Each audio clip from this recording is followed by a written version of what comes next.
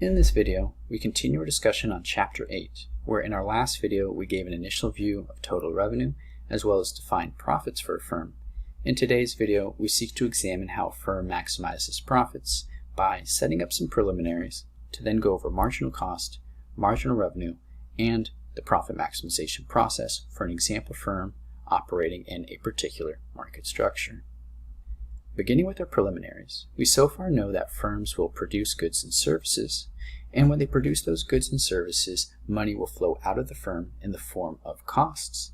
And with those goods and services that they produce, they can sell them at a particular price point and have money flow into the firm in the form of revenue, where the difference between revenue and costs will be profits for the firm, where we know that profits are the overall want for the firm.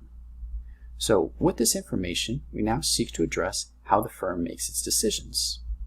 And to do so, let us motivate this discussion through an example firm in a particular market structure, where recall that we also need market structure in order to see how the firm prices their goods and services, and as a result, in order to determine their revenue structure.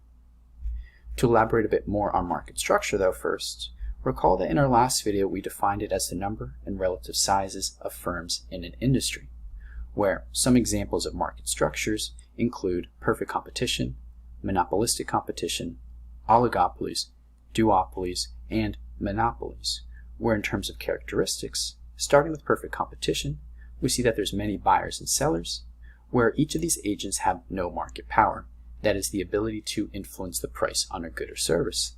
And as we move down from our table, we see that the number of firms in these market structures begins declining, while market power begins increasing.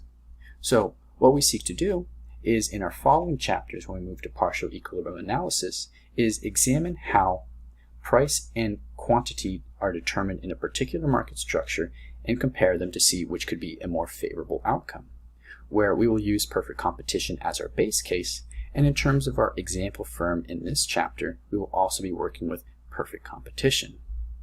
So to define a perfectly competitive market space, this is going to be a market in which there's many buyers and sellers, where each of these agents has no market power, or once again, this is the ability to influence the price on a good or service. And in terms of characteristics for our space, there's going to be many firms operating in this type of market, where each firm will sell an identical product, and there's low barriers to entry for this firm to enter or exit the space. That is, there's little to no costs in order to begin operation or to cease operation. And in terms of the output that's being produced by an individual firm, it's going to be small relative to the amount of total output that's being produced in that market. And as mentioned, no firm has market power such that each firm will be a price taker. That is, they take price as a given, as it will be determined within the market itself. So then with this information, the process that a competitive firm will use in order to maximize profits is that they will produce goods and services using their factors of production, where when they produce those goods and services, they will incur costs from their input resources, and when they sell the goods and services that they produced, revenue is generated from the sale, where the difference between revenue and costs is going to be profits, where so far this is nothing new. And when the firm decides to produce an additional unit of a good or service, they will compare additional revenue to additional cost to see what their incentives are. That is, they will compare additional money flowing in versus additional money flowing out. Therefore, the items of interest to us in terms of profit maximization will be marginal revenue as well as marginal cost. So let us proceed with our example then. Let us suppose that we have a competitive farm that grows crops with a fixed amount of capital and a variable amount of labor. So we know that we're going to be looking at a short-run production process, which we're given graphically and through a table representation below, where crops is going to be on the vertical axis, quantity of labor is on the horizontal axis, where we see that as more labor is being used, more crops can be produced, but it's going to be at a declining rate due to diminishing returns on labor. And we can verify that more inputs leads to more outputs in our table representation. And if we were to work through the calculation of the marginal physical product, we could also see that it's positive but declining. So then with our production process in order, now we need to determine the firm's cost structure and its rate of change, that is marginal cost, as well as the revenue structure and its rate of change in the form of marginal revenue. So, beginning with costs, let us suppose that the firm is paying fixed capital payments of $100 and that each farmer, which will be our labor, is paid a wage rate of $20.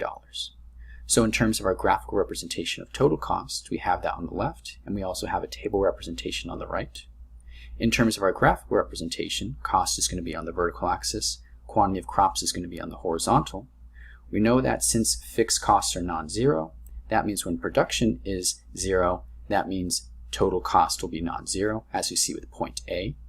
And since we have a variable amount of labor, we see that total cost is increasing as more crops is being produced, as expected.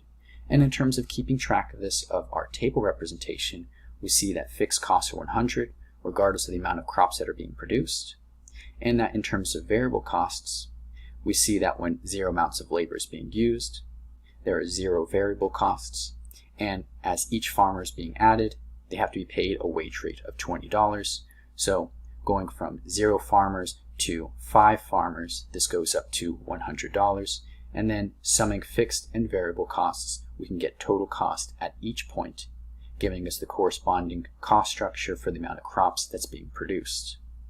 Now, in terms of the rate of change, we know that this is going to be marginal cost, where this is going to be the slope of the cost function, and that is going to be the change in total cost divided by the change in production.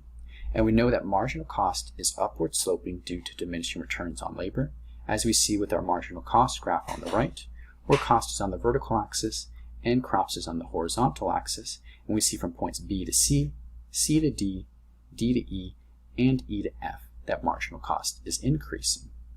And another way we restated that is that our change in total cost is going to be positive, and our change in production is also going to be positive, and that our change in total cost will outweigh the change in production, which gives us that interpretation of an upward sloping marginal cost curve. If we were to work through 2 points to get a better illustration of this, let us look at our table representation. In terms of marginal cost going from point A to point B, in terms of our numerator of total cost is going from $100 to $120, so the difference between the two will give us a value of 20. In terms of our denominator, the change in production, this is going from 0 to 10, so this is going to be 10 minus 0, giving us a value of 10. And numerator divided by our denominator will give us a value of 2, which generates point B on our marginal cost graph. If we were to do the same for point B to C, we see that in terms of the change in total cost, this is going from 120 to 140. So our numerator is going to be 140 minus 120, giving us a value of 20. And in terms of the change in production, this is going from 10 to 18. So our denominator is going to be 18 minus 10. Our numerator divided by our denominator gives us a value of 2.5 that we see on our marginal cost graph. If we were to repeat this, we would get those numerical values of 5, 10, and 20 at the corresponding output levels of 22, 24, and 25, which gives us that upward sloping curve as expected. Now, moving on to our revenue structure. Since the farm is in a competitive market, it takes the price as given. So, suppose that the price point of crops in the market is priced at $10. We know that revenue is going to be price times quantity, so this is going to be 10 times the quantity of crops being sold by this farm. And since price is going to act as our slope, and it's constant, this is going to give us a positive and linear relationship between crops and revenue, as we see in our graphical representation of total revenue on the left, where revenue is on the vertical axis and crops is on the horizontal axis, where we see that as crops is increasing, so is revenue, and we see that it's at a constant rate as we go from points A all the way to F. And if we were to keep track of this in terms of our table representation, where we have crops sold and the corresponding price point of 10, we see that the price point of 10 stays the same regardless of the amount of output that's being sold. And in terms of price times quantity, 0 times 10 gives us 0 revenue, 10 times 10 gives us $100 in terms of revenue, and so on and so forth, where at point F we would have 25 times 10 giving us a value of $250 in terms of total revenue. Now we're interested in keeping track of the rate of change of total revenue. That is marginal revenue, and it's going to be the slope of the revenue function, where since total revenue is positive and linear, that is, it has a constant rate of change. In terms of marginal revenue, where marginal revenue is going to have revenue on the vertical axis and quantity of crops on the horizontal axis, we'll have a positive constant marginal revenue structure. To see why that is, turning to our numerical calculation, it's going to be the change in total revenue divided by the change in output sold. So calculating 2 points, going from point A to point B in terms of our revenue structure, the change in revenue is going from $0 to $100. So 100 minus 0 for our numerator, giving us 100, divided by going from 0 to 10 in terms of our change in output sold. So 10 minus 0, which is 10. 100 divided by 10 gives us a value of 10, generating point B on our marginal revenue graph. And in terms of going from point B to C on our revenue graph, we see that the change in total revenue is going from $100 to $180. So 180 minus 100 gives us a value of 80. Then 18 minus 10, since we're going from 10 to 18, gives us a value of 8. 80 divided by 8 also gives us a value of 10, as we see with point C.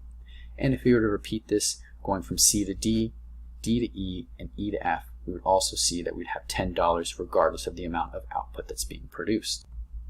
Now putting it all together in terms of our production process, as well as marginal cost and marginal revenue for this farm, we can determine the production decision that maximizes profits. Turning to our production function, if this farm is considering using 0 amounts of labor, such as at point A, we note that this means that 0 crops will be produced, and marginal revenue and marginal cost will be a non-factor in terms of this analysis. So then this farm decides to go from point A to point B, so they're using 1 unit of labor in order to produce 10 crops, where in terms of marginal revenue and marginal revenue will be 10, where marginal cost will be 2.